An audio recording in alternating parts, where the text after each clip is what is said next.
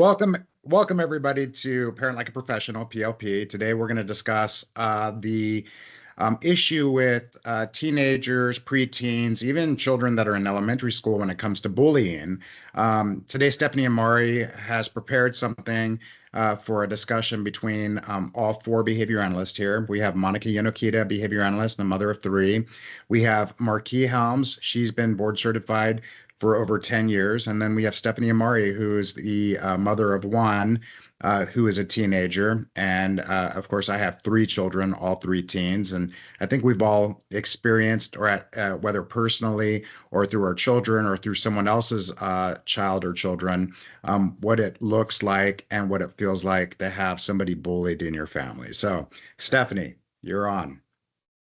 All right, thank you, Dr. Meyer. So I think the first thing that I want to talk about is just what we see as like bullying behavior, or what we would, it's not, let's just talk about like what is bullying behavior? Like what is a bully? What behaviors would we constitute as bullying versus teasing behavior or the mean girl boy behavior, and just kind of break it down into the different types of those types of behaviors and be able to dissect what is and isn't bullying. Mm-hmm. Mm-hmm. So I think that when we think of bullying, and we think of whether it's with preteens, younger children, teenagers, even as adults, we think of maybe more like physical, like classic, like pushing down, physical aggression type bullying. But I think that now, as we are in the age of like more digital era and social media and electronic forms of communication, I think that bullying has now shifted to maybe not as obvious as maybe when we were younger, types of behavior. So I want to kind of get everyone's input on what they've experienced as behavior analysts, like with the kids that we've worked with, or with our own children, or even maybe family members, and just kind of talk about that, and then go into different ways to deal with that as a parent, and how we should respond as parents, and advice that we can give other parents out there maybe that have experienced this with their own children, but also maybe even talking more about what if your child is the one that's kind of engaging in these bully type behaviors, and how you can address. So just looking at both sides of the coin, like being the recipient of bullying, but then also maybe being the bully and engaging in those behaviors. Yeah, I think it's interesting because, like, you brought up social media as kind of a way that people are bullying others. So, bullying has definitely evolved over the years, and especially with the introduction of social media, we've seen how this has affected so many more people in such different ways. And you probably have people who are starting to engage in these types of behaviors because they're protected behind a computer. So, back in the day before social media, bullying was more of it was physical, or it was verbal aggression. But either way, it's like, how does it make the recipient feel? What kind of position does it put the recipient in when they're the victim of bullying, right? So that was kind of one of the questions you asked, Stephanie, when you were presenting the topics and the subtopics of what should be discussed when we discuss bullying. So what does a recipient feel? What are they experiencing? One is they're excluded, for being part of a group. They're uncomfortable in their community or their environment, and there's probably a sense of loneliness if they're the prime victim. So now let's start with the original physical and verbal types of aggression that have happened in the past. It's very obvious. It still happens today. People are victims of physical and verbal types of aggression. Sometimes we're more involved when it's our own children versus, for some of the parents out there, if your child is maybe the person that's doing the bullying and maybe you're not aware of it, and that's why they're not coming home complaining about it or expressing their need for assistance or help. So let's start with that. The physical and verbal aggression. Have you guys had any of those experiences as children yourself or with your own children? Um, when I yeah, not so much, not with my own child, but like as a teenager, middle schooler, just Hmm. very obvious, pushing and like verbal, like making fun of like the way that you Hmm. dress or the things that you say. Where it did, as Dr. Meyer was saying, like what it led to me feeling just isolated and alone. And I remember Hmm. coming home and just crying to my mom because I didn't understand why people were so mean to me. Hmm. And this many years later, like I still can visualize exactly what happened and how I was feeling. And so it was more so like verbal Hmm. than like physical. But still, I mean, regardless, you're feeling the same Right. either way. How was it handled at that time? Um, with my mom, the advice that she gave me was like, just ignore them. Don't Hmm. worry about what they're saying. And that's what I did. Like I didn't feel like that's really the only advice. And I feel like it's the best advice because I don't know if providing attention now as a behavior analyst looking at, Right. the function of their bullying behavior, the things that they're saying to me, whether it was attention maintained and they wanted Hmm. some type of reaction out of me. So I feel like that was the best advice is it never turned into anything that was like physical. So I didn't have Hmm. to go another like another step of where you had to tell like a principal or a teacher. Sure. Um, Well, but that's what you thought back then, right? But it still hurt, oh right? It yeah, was still painful. it was yeah. I felt very isolated. And what's interesting is years later, those people wanted to be my friend in high school Hmm. um, for whatever reason, and I was Hmm. like, no, Hmm. no, I have no desire to Yeah. be your friend at all. So now, so you're talking about a little bit about the advice your mother gave you, which is great because you obviously had a good connection with your mom. But how would you, if you looking back, do you feel like it was handled properly, or do you think there could have been more done?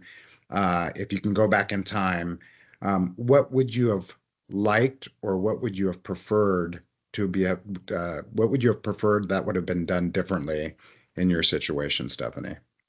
I don't I don't think anything, honestly. And I think it's Hmm. like I'm not a confrontational person. And so Hmm. I don't think actually talking to the person, because I know Hmm. now that schools handle things a bit differently. And I know, like with my son's school, when there is bullying type of behavior, is they Hmm. bring the two parties together Hmm. to hash it out and have conversation. And I don't know if that's Yeah. the best the best way to handle things. Sure. I think that could also lead to other altercations later because Hmm. now it's like, oh, you told on me, and now it just becomes like a Hmm. bigger thing. Yeah. So That's a I don't even reactive know that. strategy, though, right? So when we What's look that? at that, that's the reactive strategy. Yes. So that's a consequence of something that was reported by a parent or by a student, and so then people get involved. But like I'm always thinking, what are some proactive strategies so that we can educate like parents and also the students, prior to something like this happening. Whether it's physical, whether it's verbal, and we haven't even jumped into the social media aspect of it. When I was younger, um, I was bullied twice, where I was beat up twice in elementary school. But other than that, I didn't have any issues. And I just remember I didn't say anything to my parents, and I kept walking home the same way. And I think, the guy got tired of beating me up. So, and he was a lot older. But, the truth is, I didn't have a lot of experience being the recipient other than that. And it happened twice, and it wasn't a bad beating. But, I think, part of like with the physical and the verbal aggression, how, um, the effect it's going to have on each person is going to be somewhat different, but I think it's also very similar. And I think part of what could be missing, and I'm not saying in every school district or in every school, but I think part of what could be missing is that there's no real proactive approach other than if you do this, this is the consequence. Proactive approaches, I think, are more about teaching empathy and teaching people to have a better understanding of what your actions can do to somebody else and how they're long lasting outside of the moment of you saying something that's unkind or doing something that's unkind, right? So the proactive approach, if it's not happening in the school system, it should be happening in the home, Mhm. with the parents kind of discussing, what it looks like to be a bully and how it has an effect on others, whether you're the recipient or the person that's administering, the unkind behavior. So that's Yeah. one. The other part of it is, so many children, and we've talked about this before, children, preteens, teenagers, they have access to social media, and a lot of times it's unsupervised by the parents. And I say a lot of times, just from my experience with the people that I've dealt with and parents that I've had conversations with, it's not strongly supervised. And so a lot happens on social media without parents even knowing about it unless it's brought to their attention. So, can you guys think of a proactive approach that we could recommend to families when it comes to social media bullying? There's so many apps now that allow you to monitor their phone, the texts that are coming through, and the social media that's coming through. And it can, like, I think some parents might feel that it's invasive, and other parents might be like, yeah, let's do this. I want to see everything. But um, it is not a bad thing to monitor. I had one client where they actually created an Instagram account for him and were secretly taking photos of him and putting them on this Instagram account and laughing and sharing it with each other. And we're just lucky that it was reported. And so it's just little things like that and text messages that can Hmm. come through. So I I Hmm. I think it's worth monitoring and fading that out Hmm. over time once they have the skills, but Hmm. you just have I to. I know with my daughter right now, she's 10 years old, or just turned 11. And she right now only has access like on the iPad, that's a shared family iPad, text messages with some of her gym friends and some of her school friends. And so at nighttime, and she doesn't have social media yet, but at nighttime, we'll kind of like go through, I'll be sitting with her and I was like, oh, so what's the chat? And so we'll kind of sit through and like I'll sit there with her and like read some of it with her. So it's not like I'm looking at it without her, but I'm going through it and we'll kind of look at what are people saying? Why are they saying that? And we'll identify sometimes I somebody like is that. being like, well, that was really mean to say.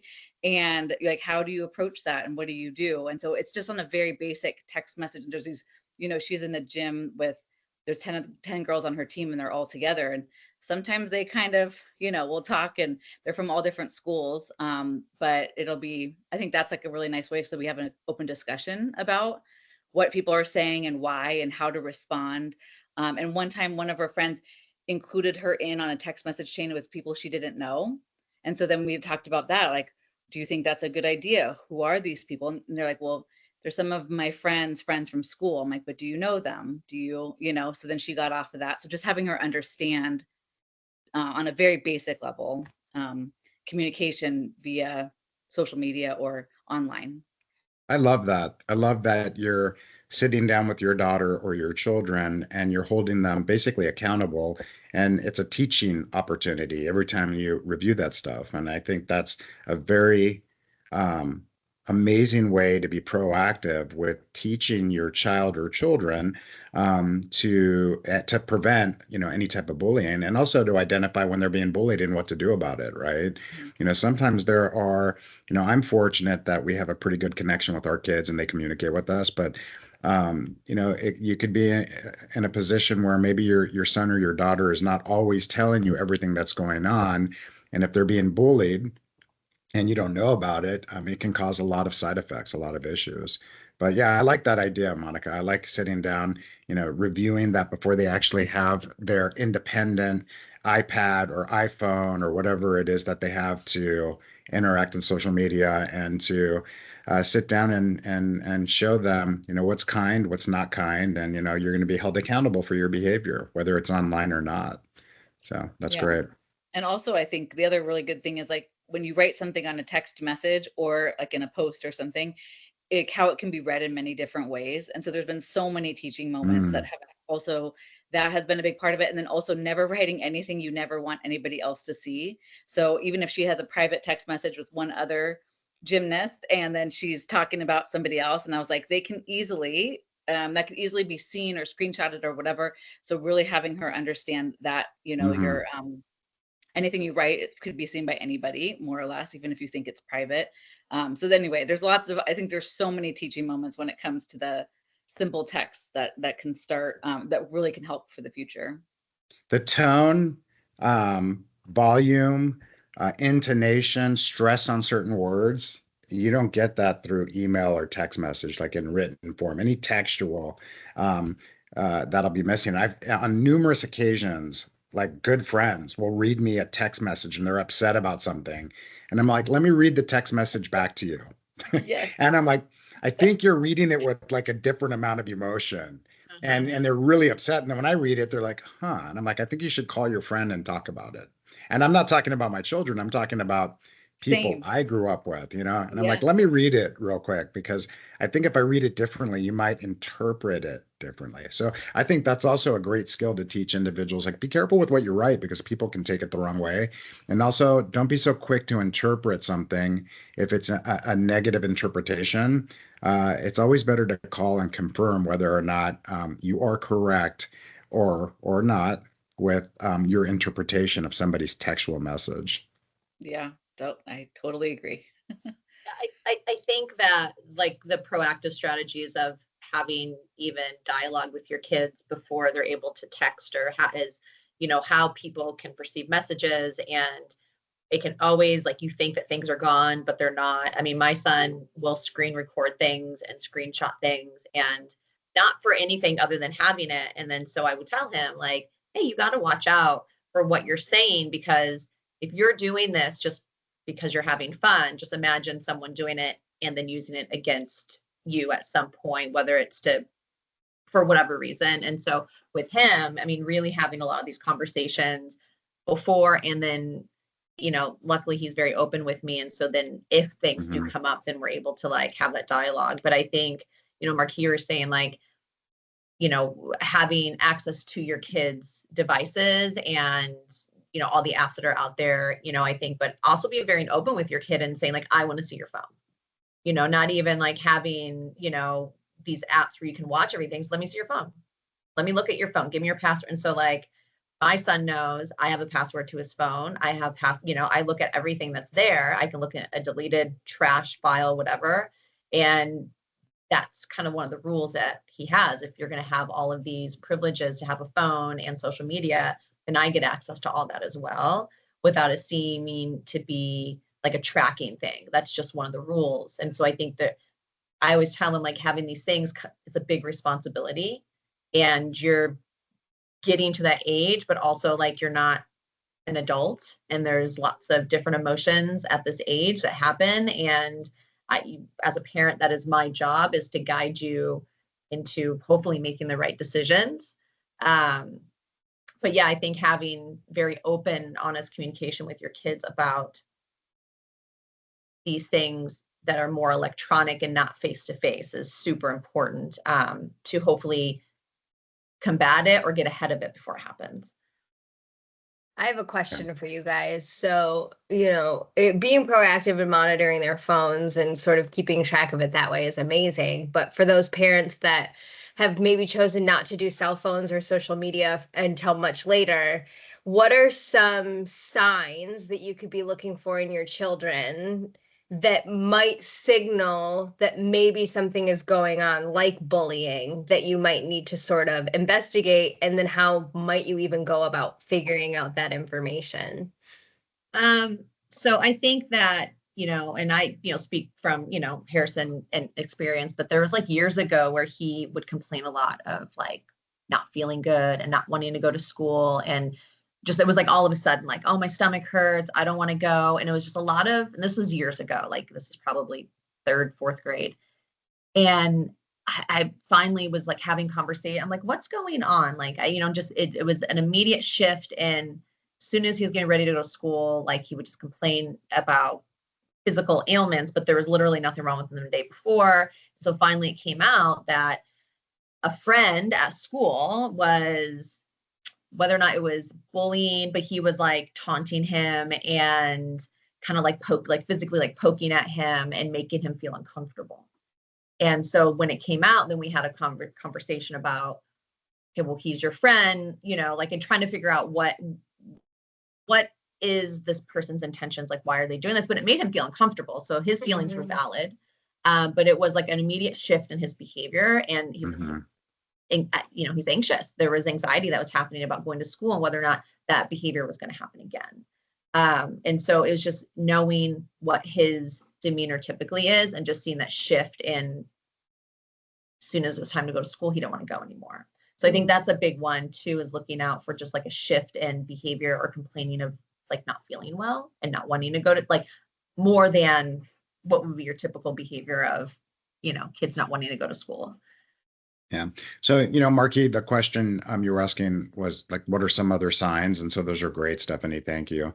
Really, when we look at some of the side effects or signs of bullying, we see isolation of the individual that's the recipient of the acts of bullying. So whether they're isolation in terms of they're no longer going out, they stay in their room. It's almost like they're hiding from their friends, hiding from family members. Um, if you are the type of family that you eat dinner together at least a couple times a week, they're not engaging in conversation. They're not telling you about their day. So you see a bit of the isolation aspect of it. You see that they kind of revert back to doing their own thing. But at the end, if you ever suspect that there's something that's not right, it's always, I think, very important to try to engage your son or daughter into a conversation, to find out what's going on. But like we've seen in the past with our daughter, where she's very open and she'll tell my wife, everything, which makes it a lot easier. So we're able to guide her. We're able to, provide her with the proper advice, or that what we think is the proper advice. But typically, if you see isolation and they're not saying anything, I would, definitely look into what's going on and have a conversation with them and make them feel comfortable with the idea that they're not alone. They're not the first, and they won't be the last, to be bullied. And again, those proactive approaches that we're talking about earlier that we discussed, I think are very important. Proactive in that you teach your child not to be a bully and how to report it if they are being bullied, whether it's through social media or through, some sort of physical or verbal altercation.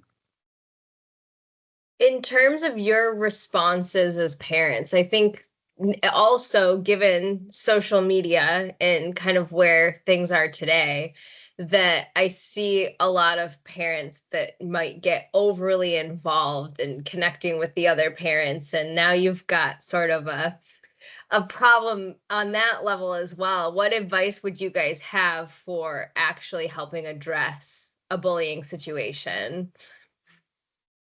Yeah.